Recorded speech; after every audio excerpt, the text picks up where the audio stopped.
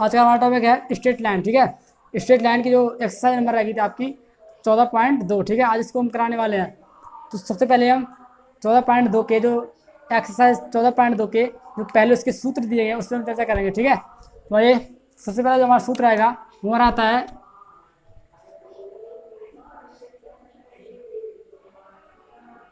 रेखाओं के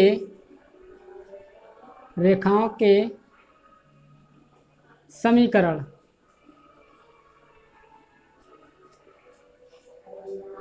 रेखाओं के समीकरण। ठीक है, रेखाओं के जो समीकरण इक्वेशन होती हैं, सरल रेखाओं की जो इक्वेशंस होती हैं वो कई प्रकार की होती हैं। नंबर 1 आपसे पूछ सकता है कि एक्स अक्ष का समीकरण, एक्स अक्ष का समीकरण। जब आपसे एक्स अक्ष का समीकरण कहे तो आप क्या करेंगे, यहाँ पे y बराबर 0, यानी जो आपकी स्ट्रेट लाइन है वो केवल और केवल एक्स अक्ष पर है, y अक्ष पर नहीं है, इसलिए y कोऑर्डिनेट 0, तो y इक्वल 0। तो एक्स अक्ष का जो समीकरण आया है y बराबर 0। यदि वो आपसे कहे कि आपसे ऐसे भी कह सकता है कि y अक्ष का समीकरण ज्ञात कीजिए, तो y अक्ष का समीकरण, y अक्ष का जो समीकरण होता है हमारा x बराबर 0। क्या होता है, x बराबर 0, यानी वो आपकी जो स्ट्रेट लाइन है, सरल रेखा है, वो केवल और केवल y अक्ष पर ही स्थित है, ना कि x अक्ष पर, इसीलिए x कोऑर्डिनेट 0। तो इसका जो इक्वेशन आएगा x बराबर 0। तो हम कह सकते हैं कि x अक्ष का समीकरण जो होता है y बराबर 0, और एक सरल रेखा के y अक्ष का जो समीकरण होता है वो होता है x बराबर 0। यदि आपसे ये कहे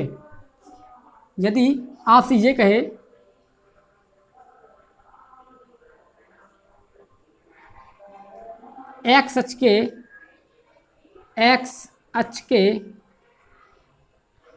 समांतर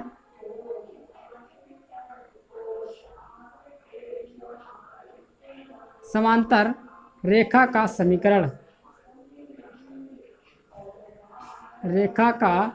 समीकरण,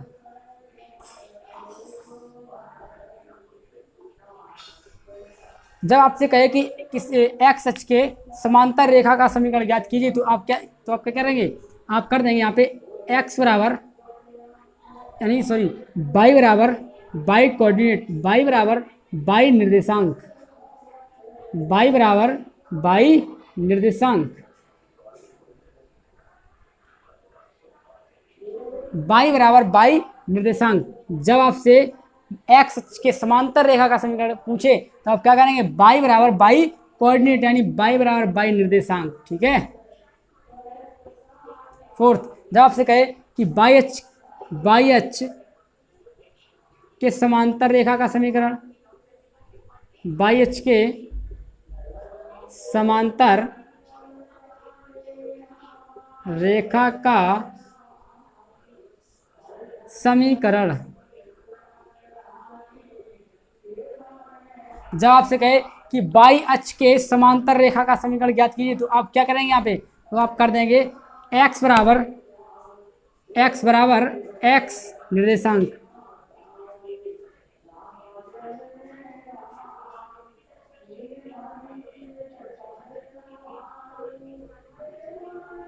ठीक है।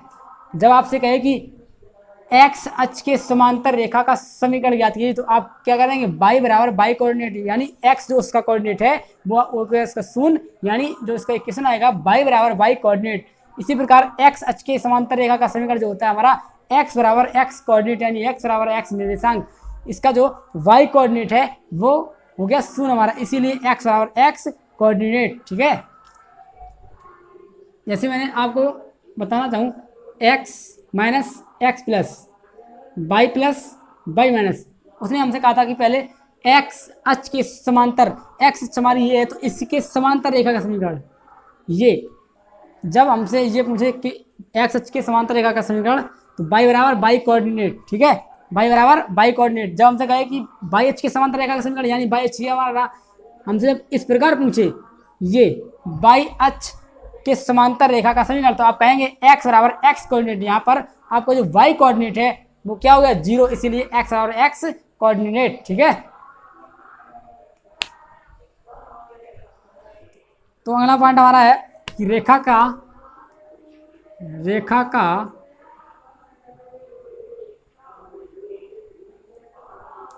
ढाल ऑब्लिक प्रवणता रूप,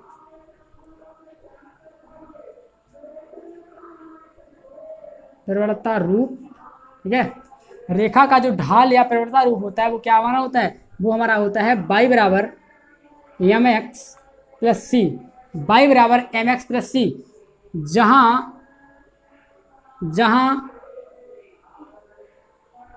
हमारा c जो है c बराबर y अक्ष पर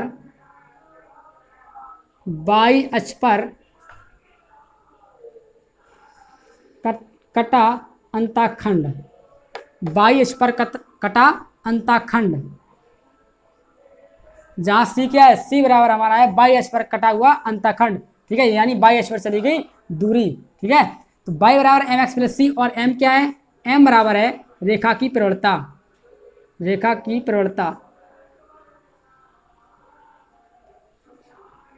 m क्या है, m है रेखा की प्रवणता यानी स्लोप प्रवणता। ठीक है, रेखा की प्रवणता है m, और c क्या है, y अक्ष पर कटा हुआ अंतःखंड यानी y अक्ष पर चली गई दूरी है। ठीक है, तो अगला हमारा पॉइंट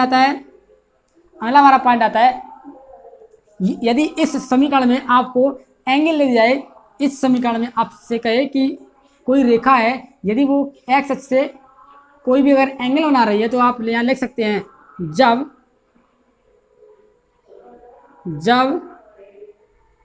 कोण दिया जाए, जब कोण दिया हो,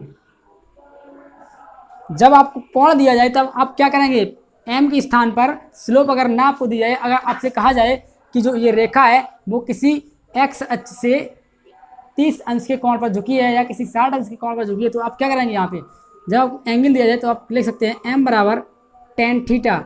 आपने पढ़ रखा कि m बराबर एक होता है टेन थीटा, यानी y बराबर mx, यानी m मान क्या है यहाँ पे, m का मान यहाँ है टेन थीटा, तो यहाँ हम m के स्थान पर क्या रखते हैं टेन थीटा, यानी y बराबर tan theta into X plus सी।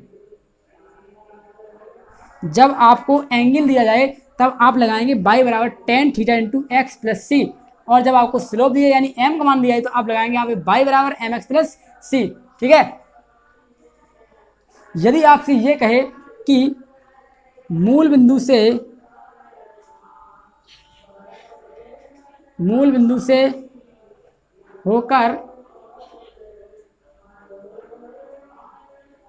होकर जाने वाली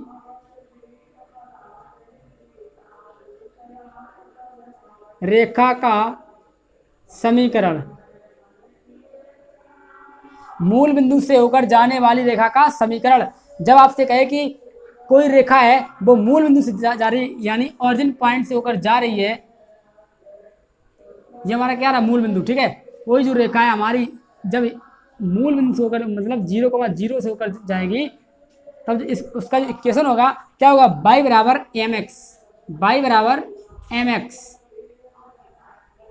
मूल बिंदु से होकर जाने वाली रेखा का जो समीकरण होता है y बराबर एम एक्स होता है, क्या होता है y बराबर एम एक्स। ठीक है, अगला आपसे क्या इसमें कह सकता है, अगला जो पॉइंट हमारा है वो कहेगा आपसे कि एक बिंदु से होकर जाने वाली रेखा की प्रवणता, किसी एक पॉइंट से पास होने वाली रेखा की प्रवणता या उसका इक्वेशन। ठीक है, एक बिंदु से होकर जाने वाली रेखा का समीकरण या फिर प्रवणता। ठीक है, तो हम पहले पढ़ेंगे इसमें एक बिंदु से होकर जाने वाली रेखा का समीकरण, एक बिंदु से होकर जाने वाली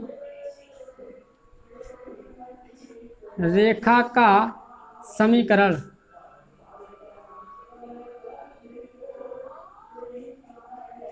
एक बिंदु से होकर जाने वाली रेखा का समीकरण।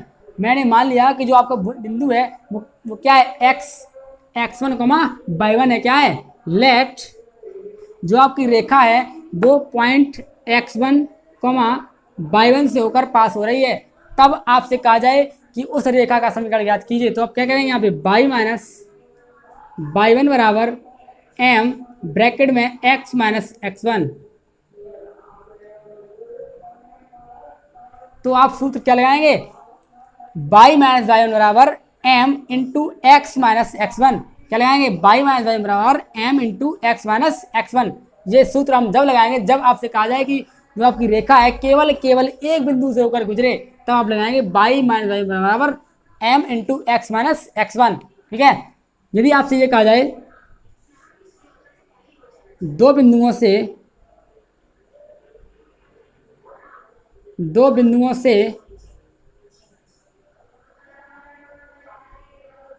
होकर जाने वाली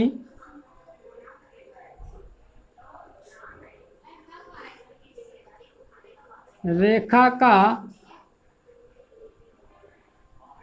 समीकरण, ठीक है, किन्हीं दो बिंदुओं से होकर जाने वाली रेखा का जो समीकरण होता है वो हमारा होता है क्या, y माइनस y1 बराबर y2 minus y1 upon x2 minus x1 bracket में x माइनस x1। ठीक है। तो दो बिंदुओं से होकर जाने वाली रेखा का जो समीकरण होता है हमारा y माइनस y1 बराबर y2 minus y1 upon x2 minus x1 into x minus x1। हमने मान लिया था जो हमारी जो रेखा है वो केवल x1, लेट यहाँ आप मान सकते हैं कि जो हमारे पॉइंट हैं वो क्या है, x1 कॉमा y1 व x2 कॉमा y2। ठीक है। x1 y1 व x2 y2 से होकर जाने वाली रेखा का जो समीकरण है y माइनस y1 बराबर y2 minus y1 upon x2 minus x1 into x minus x1। ठीक है। ये आप सूत्र कब लगाएंगे, जब आपको दो पॉइंट दिए जाए और वो कहे कि इन दो बिंदुओं से होकर जाने वाली रेखा का जो समीकरण है तब आप लगाएंगे ये सूत्र। ठीक है। अगला हमारा आता है question number 1, exercise number 14.2 Balaji maths का जो पहला क्वेश्चन है उसने कहा है हमसे कि उस सरल रेखा का समीकरण ज्ञात कीजिए जो जिसकी प्रवणता -1 तथा जो बाई अक्ष की ऋण दिशा से 4 इकाई का अंतःखंड काटती है। उसने हमसे क्या दिया कि m बराबर स्मॉल m बराबर उसने हमें दे दिया -1, रेखा की स्लोप यानी ढाल प्रवणता -1 यानी m बराबर -1। ठीक है। फिर क्या कह रहा है कि बाई अक्ष की ऋण डायरेक्शन से 4 इकाई का अंतःखंड काटती है, यानी वो बाई अक्ष की ऋण डायरेक्शन पे -4 इकाई चली है। आपको पता है कि बाई अक्ष पर कटा हुआ अंतःखंड होता है हमारा C। क्या होता है, C। बाई अक्ष पर कटा हुआ अंतःखंड हमारा होता है C, यानी वो कह रहा है कि बाई अक्ष की ऋण डायरेक्शन पे, यानी तो C बराबर -4। अगर वो आपसे कहता कि बाई अक्ष की पॉजिटिव डायरेक्शन पे चला तो आप लिखते हैं यहाँ पे C बराबर +4। उसने हमसे कहा था कि वो जो x अक्ष की ऋण डायरेक्शन से 4 इकाई चला है, तो इसीलिए मैंने C बराबर -4 कर दिया। ठीक है। C बराबर -4। आपको पता है कि M और C किस इक्वेशन में आते हैं। मैंने आपको बताया था कि रेखा का जो अंतःखंड रूप होता है यानी ढाल रूप, रेखा का ढाल रूप जो हमारा होता है y बराबर mx प्लस का c। क्या होता है, y बराबर mx प्लस c। तो y बराबर mx, m का मान क्या है -1 इंटू एक्स प्लस का c यानी -4। तो इसको हम लेके आएंगे ax plus by plus c के रूप में, यानी x प्लस y और प्लस का 4 is equal 0। That is final answer. इस सवाल का जो हमारा आंसर आएगा x plus Y plus 4 is equal 0। इस रेखा का जो समीकरण हमारा क्या आएगा, x plus Y plus 4 is equal. Exercise number 14.2 का जो क्वेश्चन नंबर 2 है, हमसे कह रहा है कि बाई अक्ष के समांतर उस सरल रेखा का समीकरण ज्ञात कीजिए जो उससे दाईं ओर 3 इकाई की दूरी पर स्थित है। ठीक है। यानी अगर हम इसको फिगर बनाना चाहें तो ऐसे बनाएंगे, x माइनस बाई माइनस। ठीक है। वो कह रहा है कि बाई एच के समांतर, यानी बाई एच हमारा ये, इसको इसके समांतर हमारा रेखा इस प्रकार से जाएगी, ठीक है। बाई एच के समांतर रेखा, तो बाई एच की समांतर रेखा हमारी हो गई जो उससे दाईं ओर, यानी दाईं ओर क्या हमारा ये दाईं ओर 3 इकाई की दूरी पर स्थित है, यानी 1 2 और ये 3 यहाँ कहीं स्थित हमारी, कहाँ पे, यहाँ हमारी जो रेखा है वो यहाँ स्थित, ठीक है। मूल बिंदु से 3 इकाई दूरी पर स्थित है, वो भी एक्स अक्ष की पॉजिटिव डायरेक्शन पर, ठीक। तो आपको पता है कि बाई अक्ष के समांतर रेखा का जो समीकरण होता है हमारा, बाई अक्ष के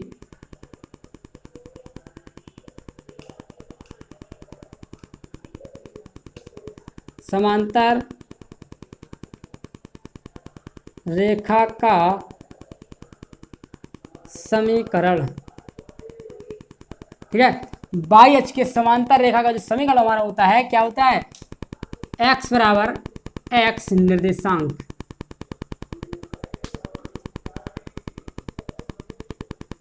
क्या होता है, x बराबर x निर्देशांक। इसीलिए क्योंकि आप केवल और केवल x पर चले हैं, y पर नहीं चले, इसीलिए हमारा y कोऑर्डिनेट होता था हमारा 0, और इसीलिए x बराबर x निर्देशांक। तो x बराबर x कोऑर्डिनेट, यानी आप चले कहाँ पर, अगर मैं इस पॉइंट के कोऑर्डिनेट पूछूं आपसे तो आप क्या कहेंगे, 3,0, यानी आप केवल x पर चले और y पर नहीं चले।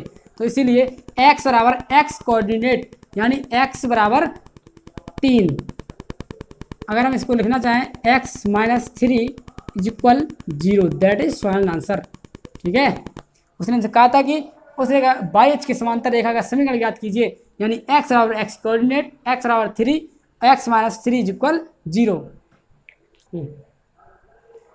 क्वेश्चन नंबर 3 उससे हमसे कहा है कि उस सरल रेखा का समीकरण ज्ञात कीजिए जो बाई अक्ष की ऋण दिशा में 5 इकाई का अंतःखंड काटती है तथा x अक्ष से 120 अंश का कोण बनाती है, ठीक है। तो इसको हम सॉल्व करेंगे। उसने हमसे कहा था कि उस रेखा का समीकरण ज्ञात कीजिए जो बाई अक्ष की ऋण डायरेक्शन में 5 इकाई चलती है, यानी बाई अक्ष पर कटा हुआ अंतःखंड जो हमारा है वो C है। क्या है, C। मैंने आपको बताया था कि जो C होता है हमारा बाई अक्ष पर चलेगी दूरी या बाई अक्ष पर कटा हुआ अंतःखंड। उसने हमसे कहा है कि बाई अक्ष की ऋण डायरेक्शन पर, तो पहले कह देंगे माइनस, क्या, क्योंकि आप चले हैं बाई अक्ष की ऋण डायरेक्शन पर, इसीलिए मैंने लगाया माइनस यहाँ पे। तो C बराबर माइनस का 5 इकाई, ठीक है।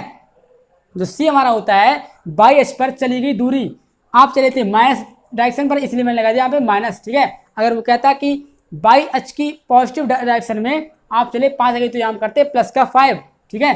फिर आगे कराम से कि एक्स अक्ष से जो झुकाव उसका है, यानी एंगल है थीटा बराबर 120, कितना है, 120 डिग्री, यानी 120 अंश का कोण बना रही है जो आपकी रेखा है, ठीक। आपको पता है कि C और एंगल किस में आता है, बाई बराबर mx प्लस C। क्या है, बाई बराबर mx प्लस C। रेखा का ढाल रूप, यानी जब आपकी जो रेखा है किसी एंगल पर झुकी हुई हो तब बाई बराबर mx प्लस C।